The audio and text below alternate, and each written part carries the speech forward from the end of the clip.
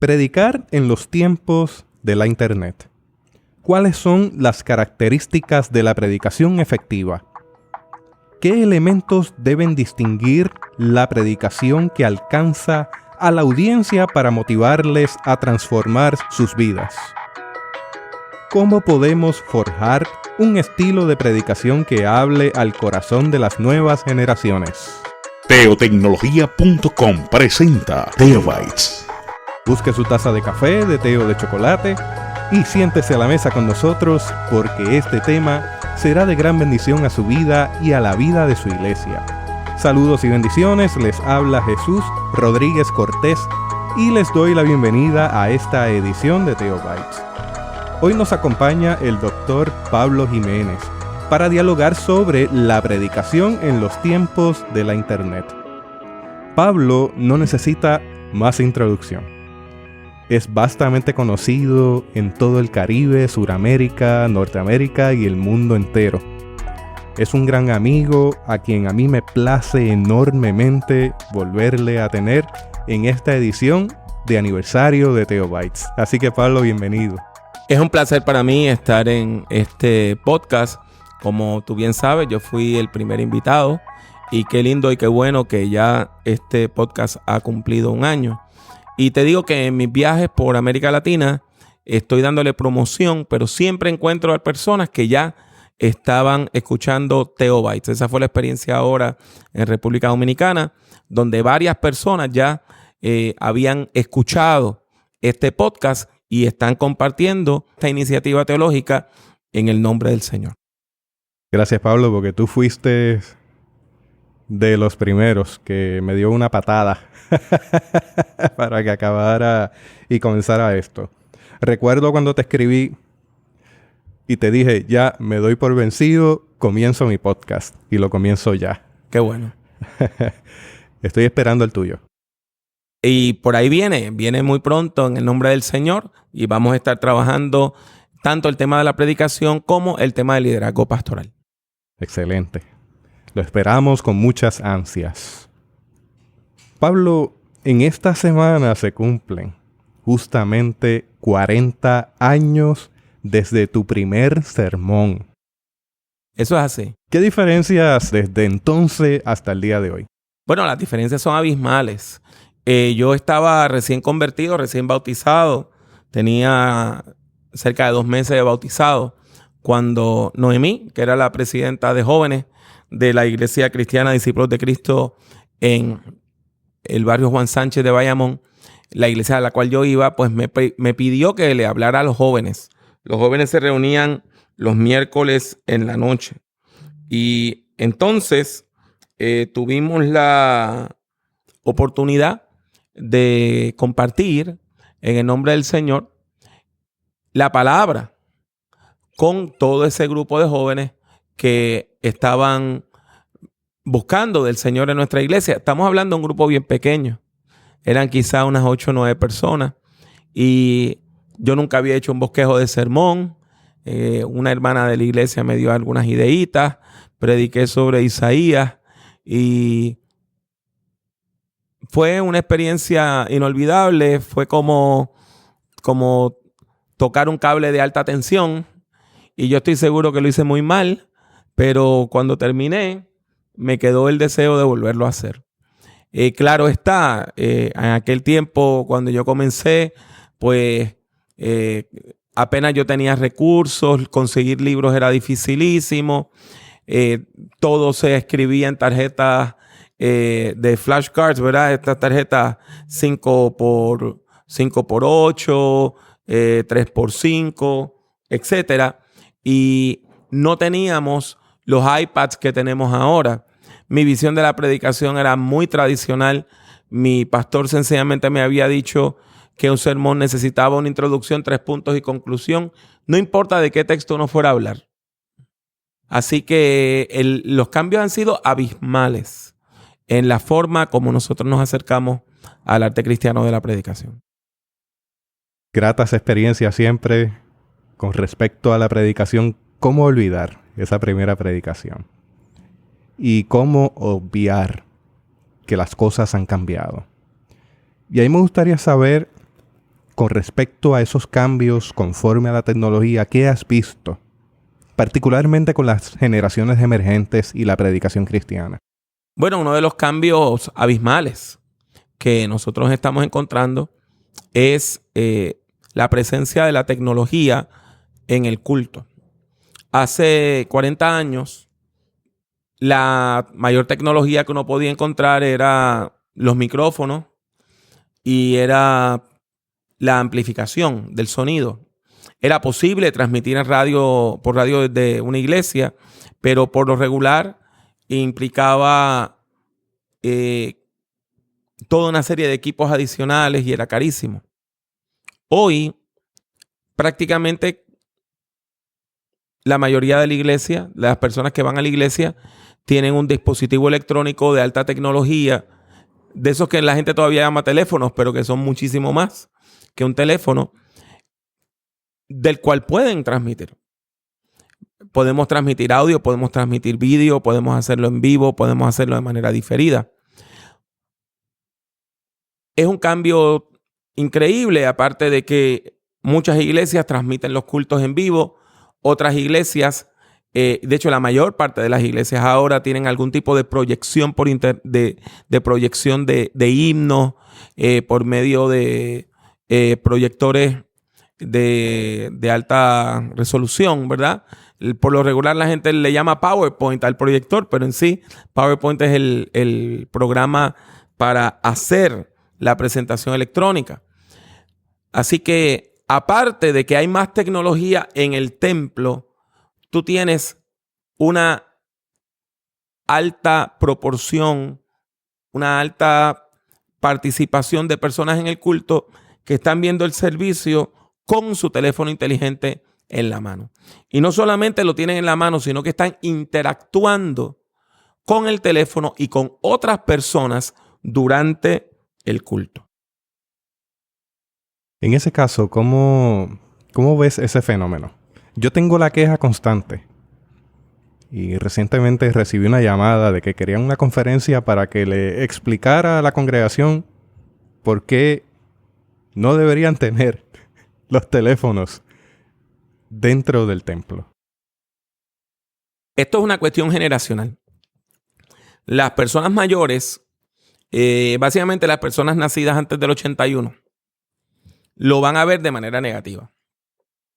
Y van a pedir que eso se deje de hacer. Y cuando hablan con uno, me pasa igual que a ti, que por favor explíquele a la gente que tienen que recoger los teléfonos y que no pueden estar conectados por medio de los teléfonos durante la actividad. Tú has dirigido campamentos de jóvenes durante los cuales se hacen momentos donde se ofrendan los teléfonos y todos los chicos tienen que no solamente apagar el teléfono, sino que ponerlos en una caja para que puedan estar en la actividad sin estar distraídos. Ahora bien, es un error pensar que los chicos nada más están jugando con los teléfonos.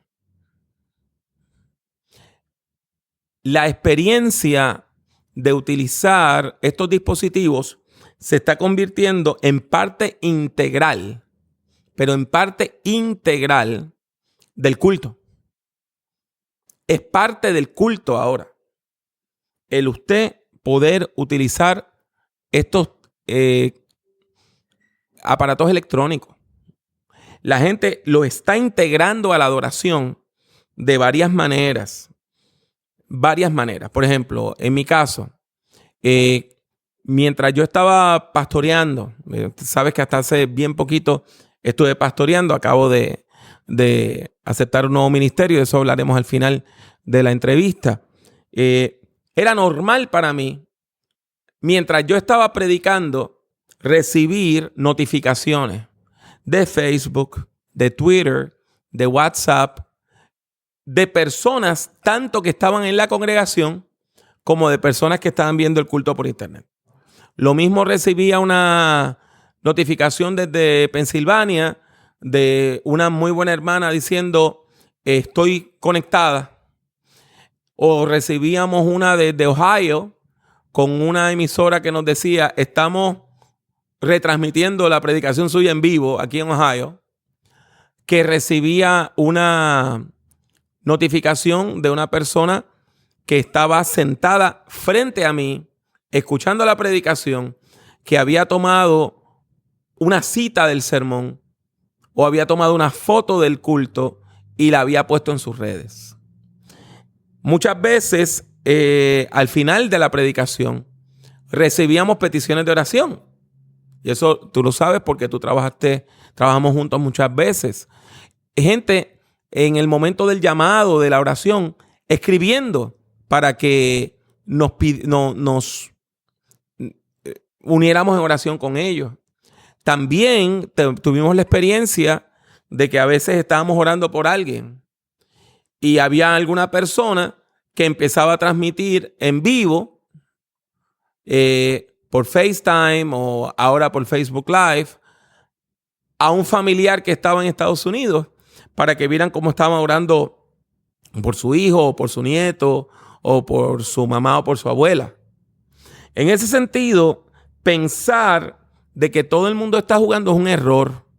Sí, hay gente que están distraídos, pero hay otras personas que están integrando la experiencia de las redes a la experiencia de la adoración. De hecho, cuando yo predico, una de las cosas que digo es: busquen su Biblia o prenda su Biblia, encienda su Biblia y busque el texto bíblico, haciendo alusión a que hay una infinidad de aplicaciones disponibles para la Biblia. Y eso me lleva a hablarte de 5 maneras en las cuales la generación del milenio, estoy hablando de aquellos que nacieron básicamente después del 81, ven estas cosas. George Barna, el grupo Barna, ha desarrollado una nueva palabra, nuevo término, para hablar de 3 generaciones. Está la generación Y, la generación del milenio propiamente y la generación Z.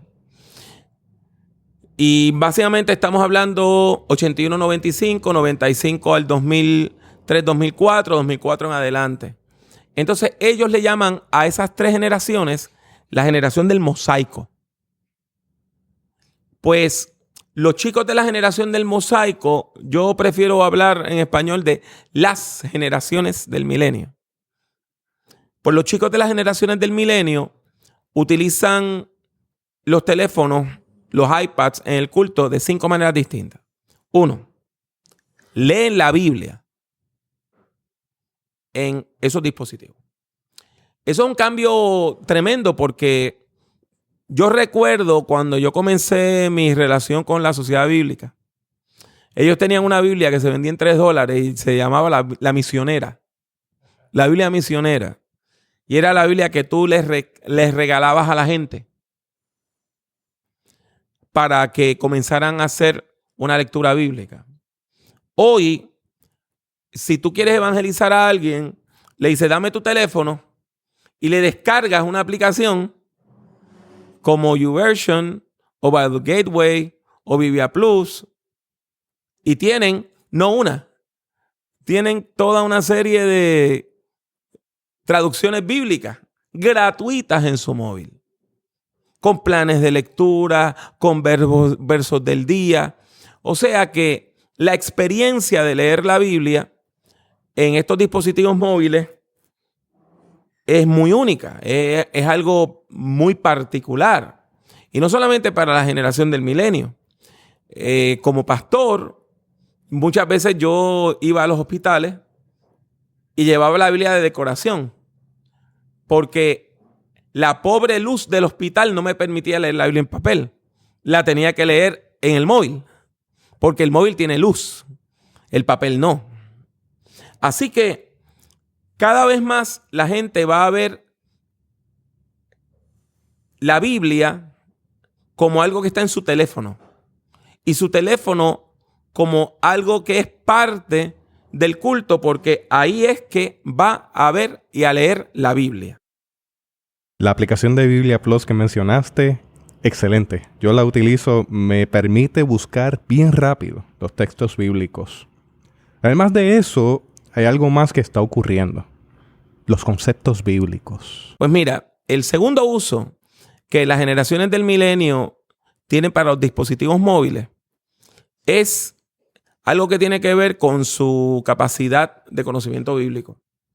Estos chicos buscan definiciones, buscan mapas, buscan fotos de lugares históricos de la Biblia mientras tú estás predicando. A veces buscan definiciones de palabras en español, pero otras veces buscan definiciones de conceptos. Por ejemplo, tú mencionas el concepto fe y algunos chicos entran, hacen una búsqueda, ya sea en Google, en Yahoo, en Bing, y empiezan a leer definiciones de qué es la fe. O van a una de estas aplicaciones que tienen textos bíblicos y ponen en el buscador fe y empiezan a leer a nivel de concordancia, ¿verdad? Manera de concordancia, textos que hablan sobre la fe. En ese sentido, la experiencia de utilizar el teléfono lo que hace es que aumenta su experiencia de fe. Ahora, hay un tercer uso relacionado con ese. Yo todavía recuerdo un día que vino una persona a predicar, su sermón no fue el mejor, pero viene este chico con el móvil en la mano, el teléfono en la mano, abierto a una página, y me dice, pastor, mire, ese señor citó mal la Biblia. Entonces me presenta la cita correcta. La persona había dicho que el texto estaba en un libro y estaba en otro. Y claro está, el cambio era que lo que él dijo que había dicho Jesús en sí era un versículo de los profetas. Creo que estaba hablando del texto este que dice, hay de los que a lo malo dicen bueno y a lo bueno malo. Mucha gente dice, Jesús dijo, pero no, eso está en Isaías 5:20. Cuando yo he hablado de este tema en algunos talleres de predicación, he tenido pastores que han entrado en pánico ante la idea de que hay personas en la iglesia que están verificando si lo que tú estás diciendo está correcto o no. Y eso es un cambio abismal, porque antes la congregación no tenía manera de hacer eso, a menos que tuviera un conocimiento bíblico personal. Hoy, básicamente, cualquier chico, aunque no sea un chico que conoce la Biblia a profundidad, puede verificar algo utilizando su móvil. Tienen herramientas y las van a usar. Eso es así. Se graban parte de los cultos, que fue algo que mencionamos, y cómo la transmisión en vivo ha cambiado la visión de quien predica. Esto es un cambio enorme y es el cuarto punto del uso de los móviles en el internet. Sabes que en la iglesia de Espinosa, donde tú y yo estuvimos muchos años, tú como feligres y yo como pastor y tú como líder, pues hay personas que todos los cultos, si ellos están presentes, todos los cultos van a sacar una foto y la van a colocar en Twitter o la van a colocar en Facebook. Muchas veces yo mismo decía, hermanos, hermanas, estamos conectados por internet, así que entre a su móvil y invite a todas sus amistades a que se conecten a este culto. Pero ¿qué pasó? Sabes que hace poco más de un año salió la aplicación de Periscope. Y Periscope te permitía grabar en vivo, o sea, transmitir en vivo video. Y que hoy, pues ya nadie habla de Periscope porque Facebook está haciendo lo mismo. Y se llama Facebook Live. Es una cantidad enorme de videos que usted puede encontrar un domingo de iglesias, de congregaciones, de pastores. Hay pastores que la utilizan todos los días para transmitir algún tipo de devociones. Pero me interesa que a veces tú estás en el culto y cuando miras hay una persona que está transmitiendo por Facebook Live tu sermón o partes del sermón o partes de la adoración. Los chicos están haciendo eso. Y eso es un arma de doble filo. Porque del mismo modo que mi chico está transmitiendo eso, ellos están viendo lo que está pasando en sus iglesias también. Sabes que tenemos amistades como Eliezer Ronda, pastor nuestro, experto en ministerios juveniles, en cuya iglesia el sermón se va retransmitiendo por Twitter. Hay un live tweet del sermón donde él tiene unas cuantas personas que están tuiteando todo el tiempo diciendo, el pastor acaba de decir esto, vean este texto. O sea que esto se ha convertido en algo bien interactivo. Ahora, hay un quinto puntito y yo no quiero menospreciarlo, porque hay personas que ven que sí hay personas que están jugando con los teléfonos. Pero yo les propongo que la mayor parte de las personas que están jugando con el teléfono, cuyos niños están jugando con el teléfono, son personas que tienen niños que tienen algún tipo de condición de déficit de atención, de hiperactividad y que lo utilizan de esa manera.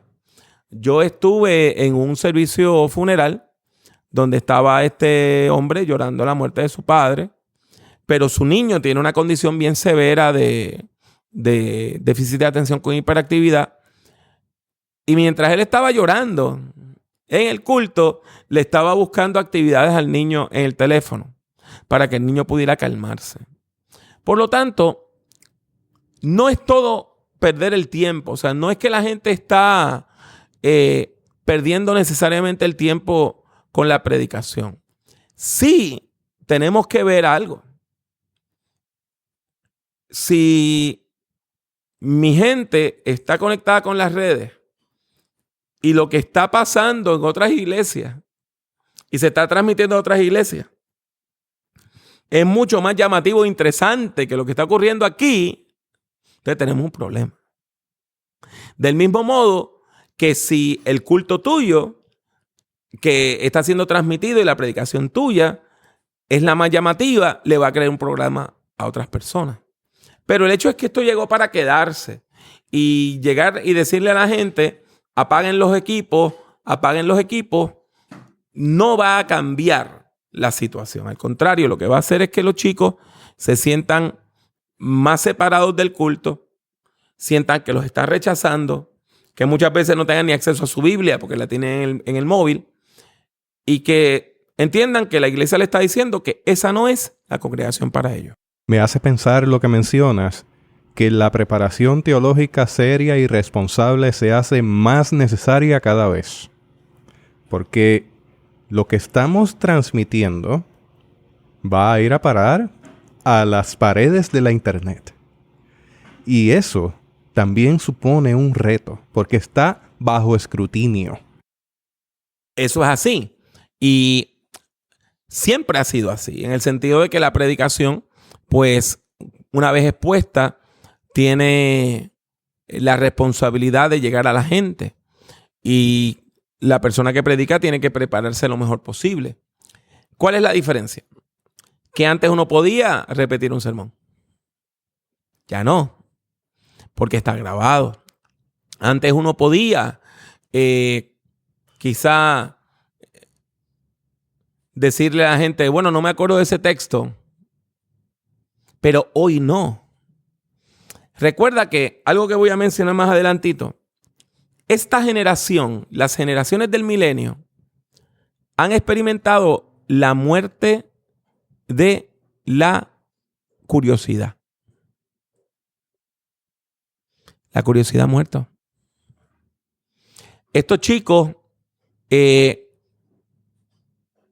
ya no tienen que utilizar la imaginación porque pueden ver las cosas. Déjame darte un ejemplo concreto.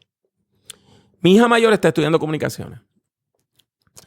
Y un día yo la estoy llamando a la universidad y ella me empieza a hablar de que uno de sus profesores de comunicaciones había hablado de uno de los más grandes momentos en la historia de las comunicaciones en la historia moderna.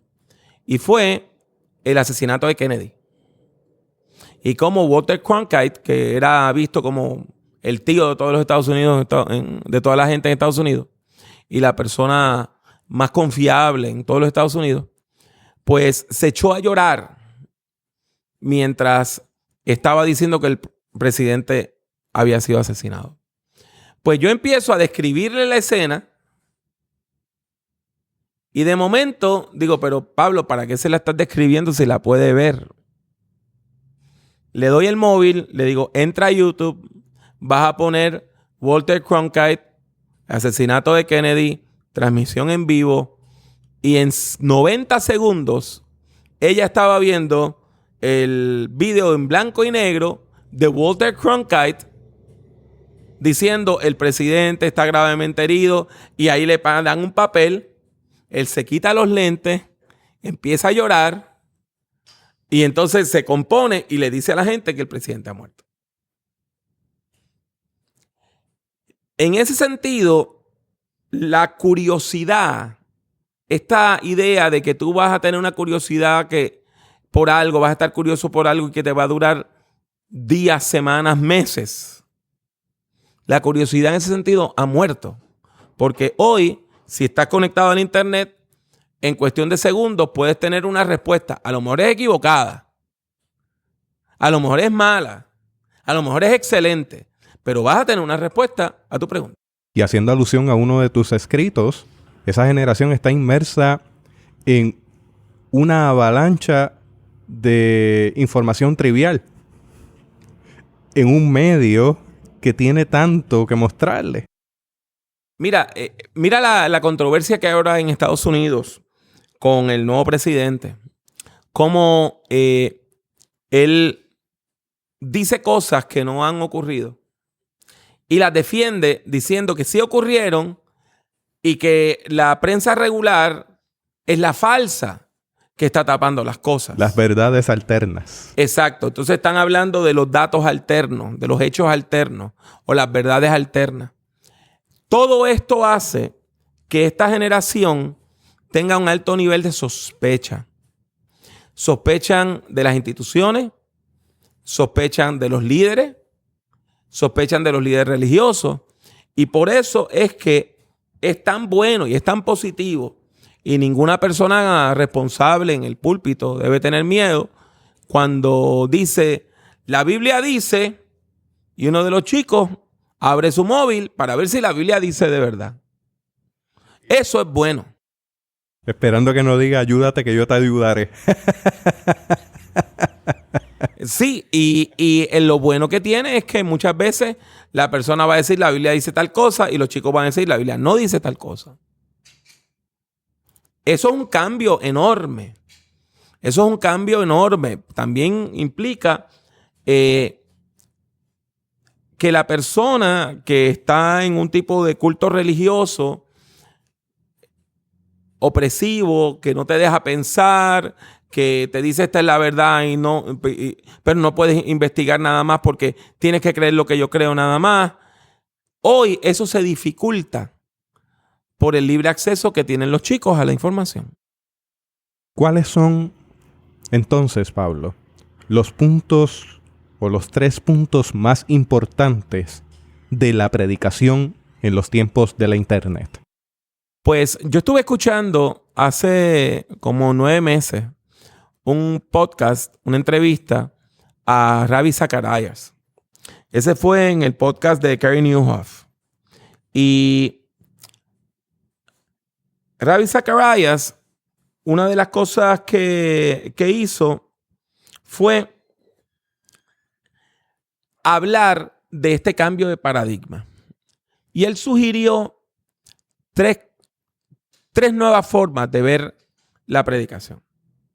Así que yo lo escuché, lo procesé, y esta es mi respuesta a lo que él dijo. Yo creo que la predicación en los tiempos del internet necesita cumplir con 3 características. Debe ser interesante, debe ser inteligente y debe ser importante. Se lo repito. La predicación en los tiempos del internet debe ser interesante, inteligente e importante. Y vamos a comenzar a desempacar eso. Interesante porque nosotros vivimos en un mundo donde la gente se está entreteniendo 24/7. Casi todas las personas que van a escuchar este podcast hoy, si están despiertas a las 3:30 de la mañana, pueden encontrar en entretenimiento en la televisión, en la radio, en el internet o en su propia casa, en las grabaciones que tiene de audio y vídeo. Esto es un cambio abismal que ha ocurrido en los últimos 200 años. La idea de que tú pudieras ver imágenes en un aparato hasta hace 75, 80 años era algo que no tenía sentido, que era imposible. Cuando tú y yo éramos niños, la idea de poder comenzar a ver una película a las 2:30 de la mañana en tu casa, sin anuncios, no tenía una base en la realidad. Eso era una fantasía. Por lo tanto, hoy el sermón vive en un ambiente donde está compitiendo todo el tiempo con otros productos culturales dedicados a la industria del entretenimiento. Y tú lo notas aún en la forma de hablar. Yo le estaba diciendo a un grupo que si usted pregunta a qué hora es el programa, usted está diciendo que usted es mayor de cierta edad y que usted nació antes del 81. Porque todas las personas de la generación del milenio lo que se preguntan es ¿cómo puedo descargar el programa y verlo en mi móvil o en mi iPad o en mi tableta electrónica? O sea, la idea de que un programa se transmite a una hora es algo de la gente de mi generación. Para nuestros chicos, ellos ven televisión en cualquier cosa que no sea un televisor. Recientemente hice un cambio en el plan de internet en casa. Y accedí a una de estas ofertas donde te ofrecen 3 en 1. Telefonía, cable y también una conexión de internet. Pregúntame en 6 meses cuántas veces he encendido el aparato de cable TV. Me imagino que ninguna. 2. ¿No se usa? No lo usas. Sí, porque estás conectado por las redes. Es consumo bajo demanda. Exactamente. En ese sentido, pues, ¿qué impacto tiene esto en el sermón tradicional? Mira bien. La gente está acostumbrada a que el sermón tradicional sea un discurso religioso sobre temas religiosos presentado a gente religiosa. Y si tú vas con ese plan de trabajo al púlpito, vas a fracasar. Vas a poder alcanzar a la gente mayor, vas a poder alcanzar a la gente tradicional, pero no vas a conectar con las generaciones del milenio. Déjame darte un ejemplo bien claro. Yo enseño cursos en línea para distintas instituciones. Pues hay una institución que es wesleyana. La mayor parte de los estudiantes son metodistas, wesleyanos, nazarenos. Y ellos tienden a comenzar todos los sermones hablando de la doctrina más importante de su tradición, que es la doctrina de la santificación. Y empiezan hablando de la santificación. Muchos sermones, la santificación es la doctrina central del movimiento wesleyano. Yo siempre les hago la misma pregunta. Si una persona entra a tu iglesia, una persona que sencillamente decidió ir a la iglesia porque tiene una crisis personal y ha entendido que tiene que buscar de Dios, y la persona nunca ha abierto una Biblia, y la persona nunca ha tomado una clase de escuela bíblica, si tú empiezas hablándole así, vas a establecer una barrera donde la persona va a tener claro que este discurso es para gente que no soy yo. Ahora, si tú comienzas hablando de otra manera, donde empiezas a hablar de que todo el mundo falla, de que todos los seres humanos cometemos errores, de que nosotros tenemos que pues precisamente por eso es que esa persona está allí, porque está en crisis. Eso es llamativo. Darte otro ejemplo. Esta semana pasada, esta estudiante me propone un bosquejo de sermón cuya primera línea decía: todos los seres humanos tienen una deuda con Dios a causa de su pecado. Y yo le propuse a ella que para una persona que nunca ha tenido una experiencia de fe, esa oración sencillamente no tiene sentido. O sea, ¿cómo tú me vas a decir que yo le debo algo a Dios?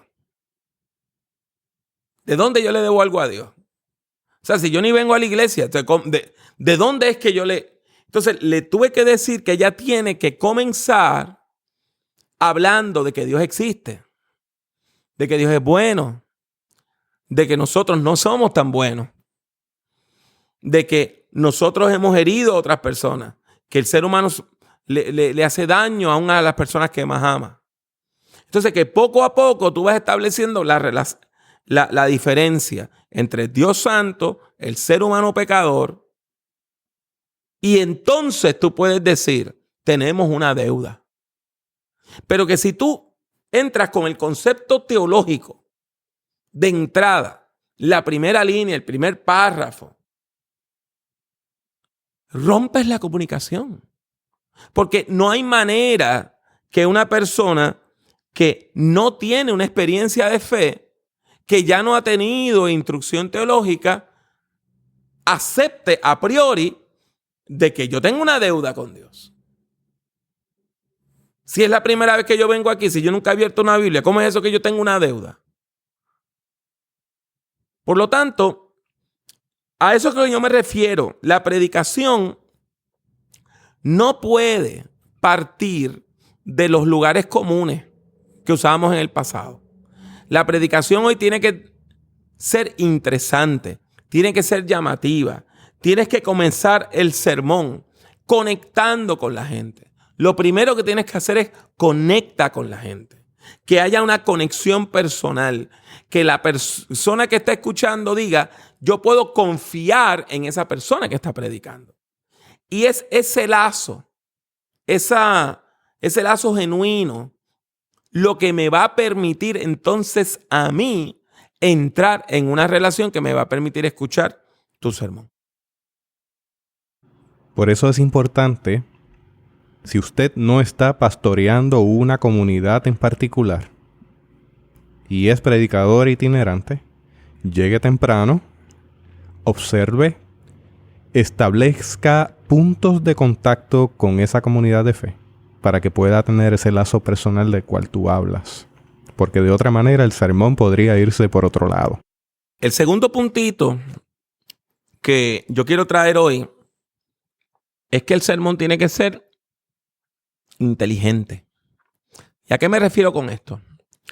Muchas veces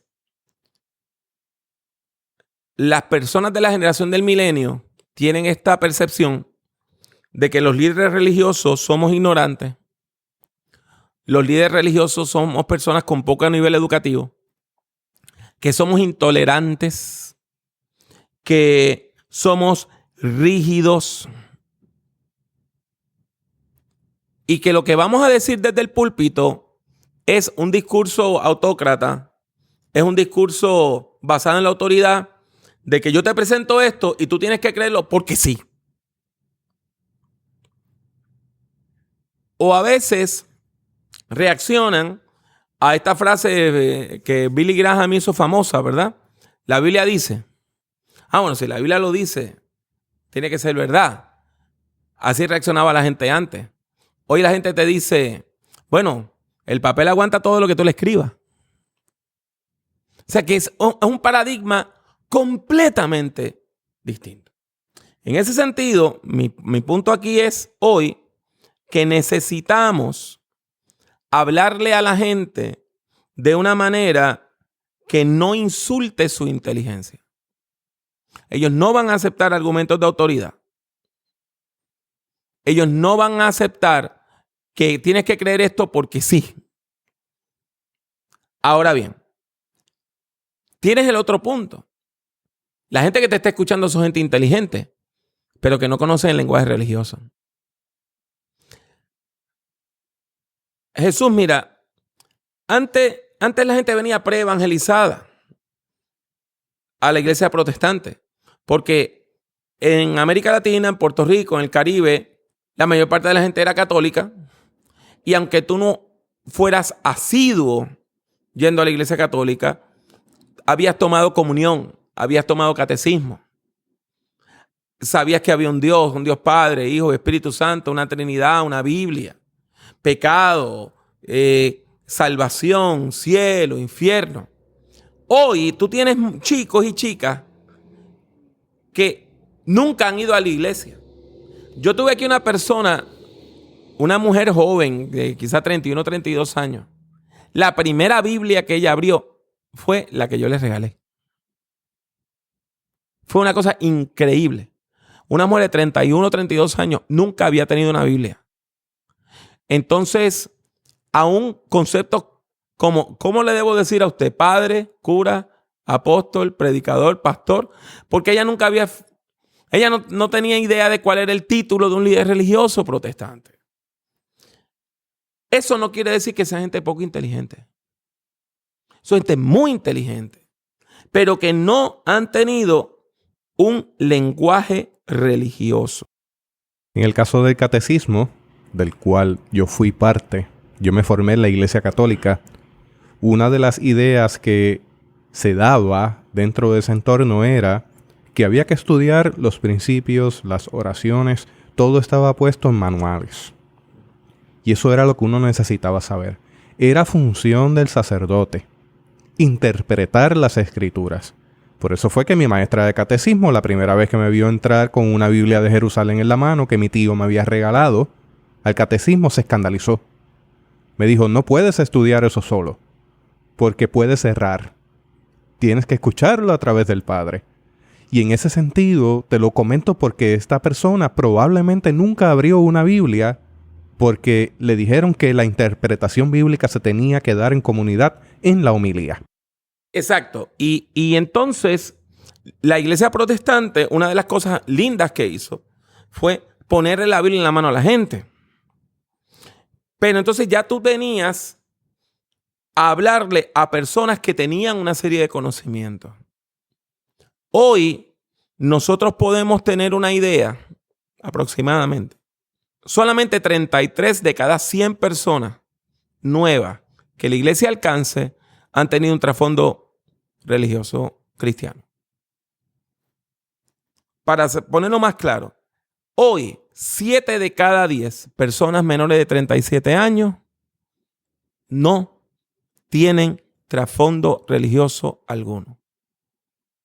Entonces tú necesitas presentar el evangelio de una manera que sea inteligente, que no le insulte su inteligencia, que les haga sentido, que ellos vean que esto es racional, al mismo tiempo que les vas educando en la fe. Pero te lo repito, las nuevas generaciones tienden a ver a los líderes religiosos como gente ignorante, gente que predica sermones antiintelectuales, gente que rechaza la ciencia, gente que demoniza a quienes difieren de ellos y es particularmente a las personas que tienen una orientación sexual distinta. Entonces, la gente tiene esta idea de que tú, si eres un líder religioso, eres una persona rígida e ignorante. Tú sabes que yo llevo años escribiendo en el periódico en Puerto Rico, en la versión en línea del periódico de más circulación en la isla de Puerto Rico. Fue bien gracioso que una vez una persona me escribe y me dice, mire, usted, a pesar de ser un líder religioso, cuando escribe, hace sentido en lo que está escribiendo.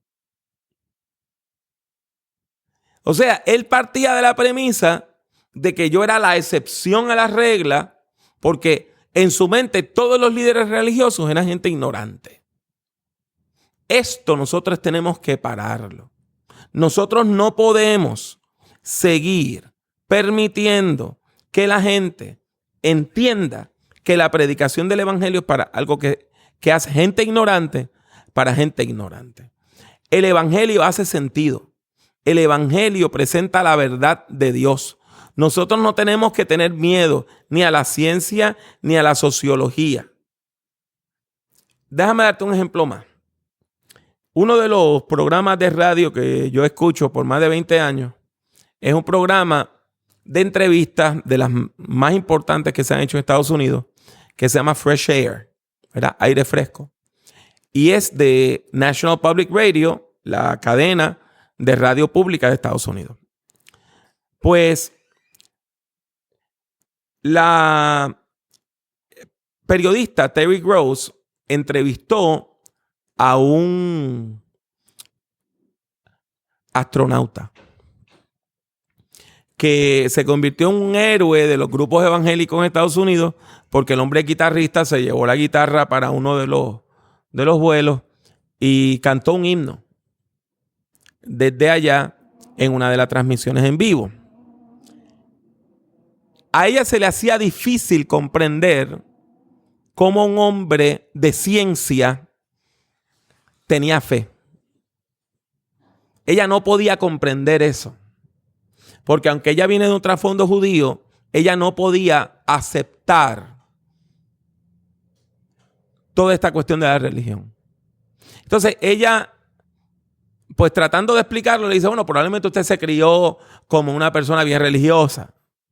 Y él le dice, no. Mi experiencia de fe vino en mi primer viaje, la primera vez que yo vi a través de la ventana del transbordador espacial el cosmos. Ahí yo dije, esto lo hizo Dios. Si personas como esas entienden que la fe es inteligible, es inteligente, ¿por qué nosotros vamos a presentar una visión anti-intelectual del evangelio?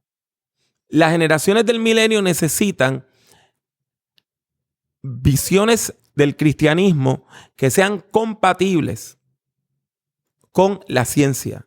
Particularmente ellos están muy preocupados por el calentamiento global. Cuando un ministro dice que eso no existe, que eso es una conspiración de la izquierda, rompiste la comunicación con ellos. Me llama la atención, antes de pasar a ese punto número 3, sobre la importancia, lo importante que es la predicación. Es que se está dando un debate ahora mismo sobre el cambio o la reorientación del currículo escolar, aludiendo a que hay que meter más el conocimiento bíblico y sacar ciencias a un lado. Y esto que tú estás diciendo contrasta, porque yo creo en ambas cosas. Yo creo en el conocimiento bíblico junto con las ciencias. Yo creo que no hay nada incompatible en ello. Lo que a mí me chocaría en ese sentido es agarrar la ciencia y tirarlas todas a un lado para poner una postura creacionista. Ese es el punto que quería establecer porque me llama mucho la atención cómo tú lo articulas, que me hace perfecto sentido y lo que está ocurriendo en estos momentos mientras estamos hablando. Y eso es precisamente lo que nos lleva al tercer punto. Y es que la predicación tiene que ser sobre temas importantes. Nosotros tenemos que dejar de hablarle a la gente de tontería. Nosotros tenemos que empezar a hablarle a la gente de las cosas medulares de la vida. Te voy a dar un ejemplo. Mira, yo estaba en la República Dominicana hace poco. Y este pastor me llevó al aeropuerto. Y yo le pregunto, ¿dónde es usted pastor? Me dice, yo soy pastor en Boca Chica. Boca Chica es una de las playas más lindas del mundo. Y yo vengo y le digo, ¿y cómo usted logra que la gente en Boca Chica vaya a la iglesia en domingo y no se vaya para la playa? Tuvimos una conversación bien interesante. Primero, él me dijo algo que tú y yo sabemos porque vivimos en Puerto Rico. El bocachiquero no va a la playa. O sea, tú, teniendo la playa ahí al lado, casi no vas a la playa. Vas cuando viene familia, alguna actividad o algo así. ¿El caso nuestro? Exactamente. O sea, y le pasamos por el lado todos los días. Vivimos a 15 minutos de la playa. Sin embargo, yo le dije algo a él que le llamó la atención. Le dije, mira,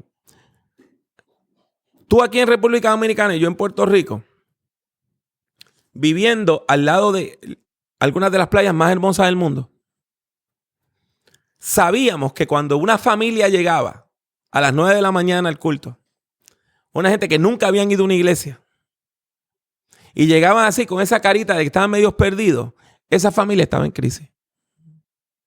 ¿Por qué?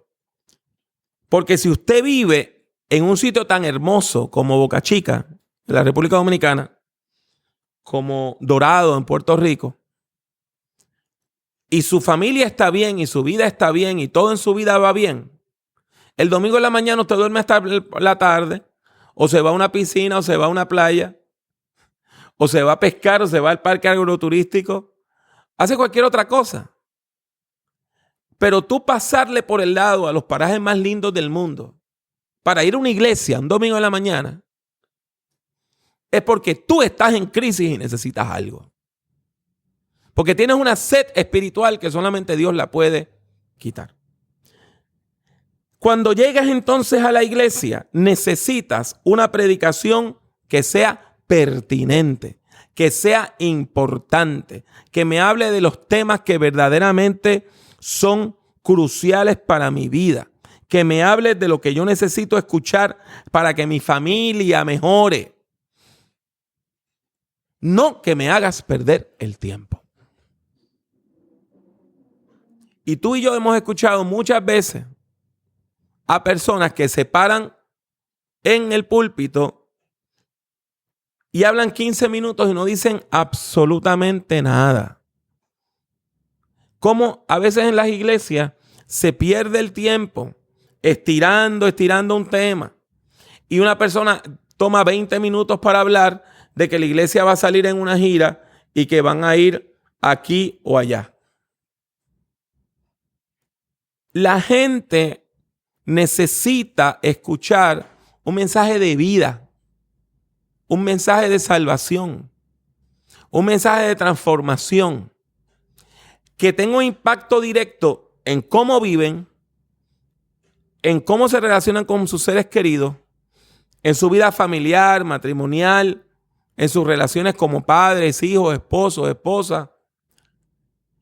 Y la predicación importante es aquella que toca esos temas. Es triste cuando tú vas a una iglesia y hablan, y al final de lo que hablaron, después de un culto donde quizás se cantaron cosas muy bonitas, la predicación no trajo ningún tipo de material nuevo y no trajo nada pertinente para mi vida. Por eso es que estoy preparando estos materiales y te doy gracias por la oportunidad que me das de compartir esta primera reflexión de lo que espero sea un nuevo libro, para recalcar que si vamos a alcanzar a estas generaciones del milenio, personas menores de 37 años en particular, necesitamos que sea una predicación interesante, inteligente e importante, porque de otro modo estamos abriendo la puerta trasera para que quien entró por la puerta de adelante se vaya por la puerta de atrás y jamás vuelva a nuestra iglesia, a nuestro santuario, a compartir con nosotros en un culto de adoración. Pablo, a modo de cierre, ¿alguna recomendación adicional para nuestra audiencia? Y de vez, me encantaría que presentaras el trabajo que estás haciendo en Gordon Conwell. Estamos ansiosos por saber dónde está Pablo Jiménez, qué está haciendo, cuáles son los planes para el futuro. Así que, un cierre pastoral. Y adicional a eso, compártenos tus proyectos. Quiero recalcar la importancia que tiene que la iglesia mire al futuro.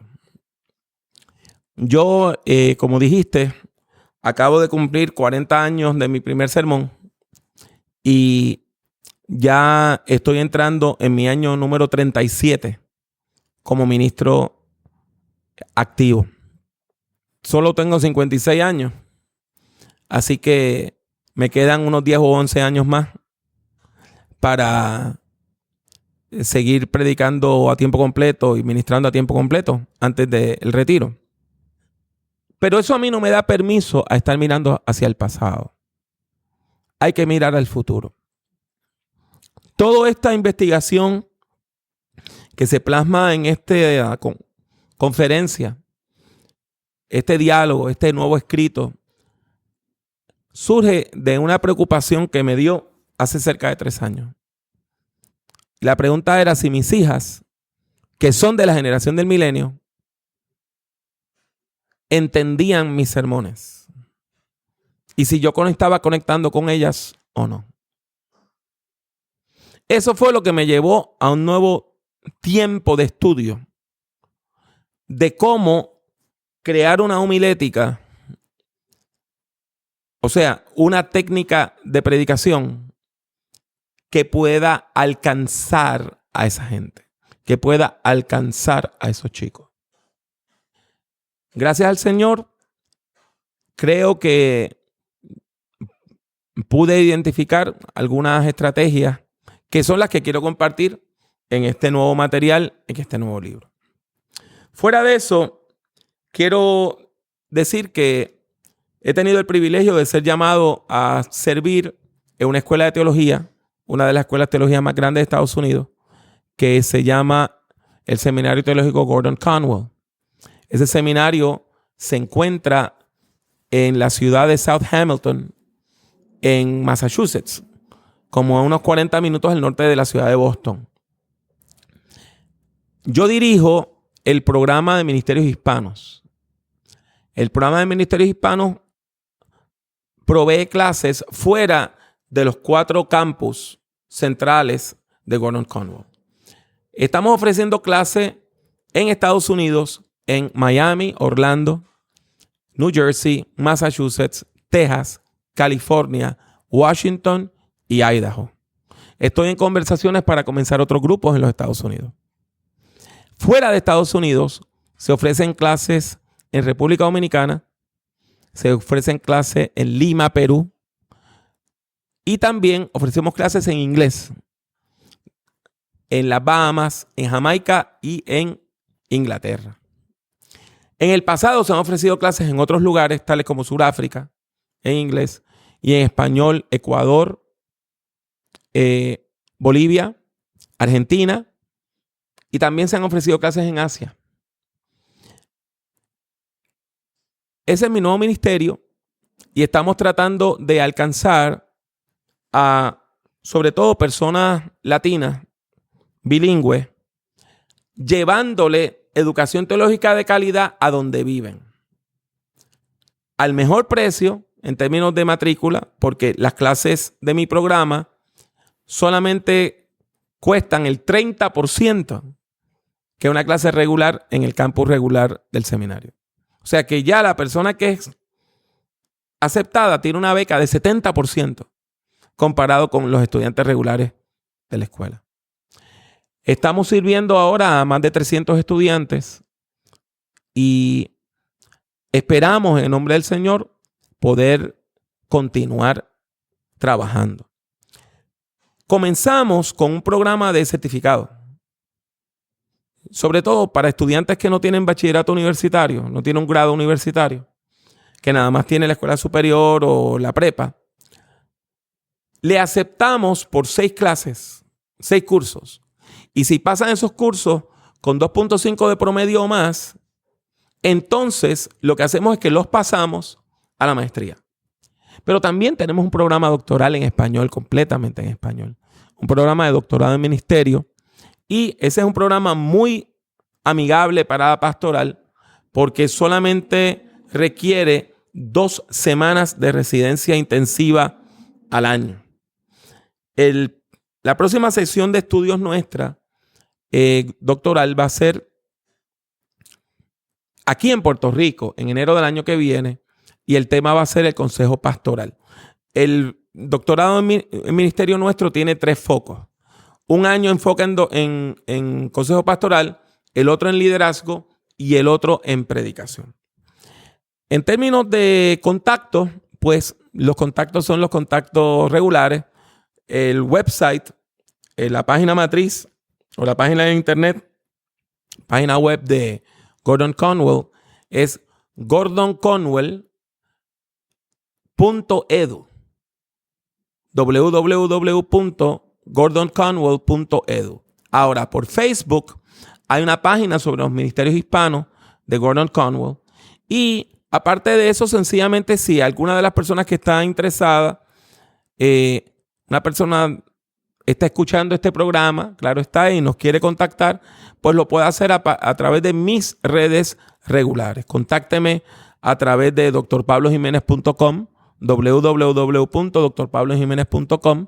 Con ese mismo nombre, Dr. Pablo Jiménez, me consigue en todas las redes sociales, desde Instagram, Facebook, LinkedIn, Tumblr, WhatsApp, me consigue en todas las redes. Queremos hacer una contribución a la educación teológica en América Latina, no solamente en Estados Unidos, y entendemos que este es un hermoso vehículo para lograrlo. ¿Usted está escuchando esto y le está palpitando su corazón? Yo creo que es tiempo de que evalúe la posibilidad de comenzar a estudiar. Y tengo que decirle por experiencia propia de que no hay un momento perfecto donde uno pueda decir, ahora puedo comenzar a estudiar. Así que le exhorto a que evalúe esta información, no solamente la brindada durante el podcast, esta información importante sobre los esfuerzos del Dr. Pablo Jiménez a través de Gordon Conwell. Si usted desea encontrar las notas de este episodio, le invito a visitar nuestra página en la internet, que es www.theobites.com/predicación actual. www.theobites.com/predicación actual. Pablo, gracias. Mi placer, y verdaderamente te doy las gracias por esta hermosa oportunidad de llegar al público de Theobites. Que Dios les bendiga y que Dios les cuide siempre. Pronto tendrán más información del podcast o de los podcasts de Pablo para que también pueda visitarle allá y aprender mucho. Bueno, hasta aquí esta edición de Theobites. Gracias por darnos el privilegio de llegar hasta ustedes a través de las redes informáticas. Será hasta el próximo episodio. Que la paz y la gracia de nuestro Señor Jesucristo sea con ustedes.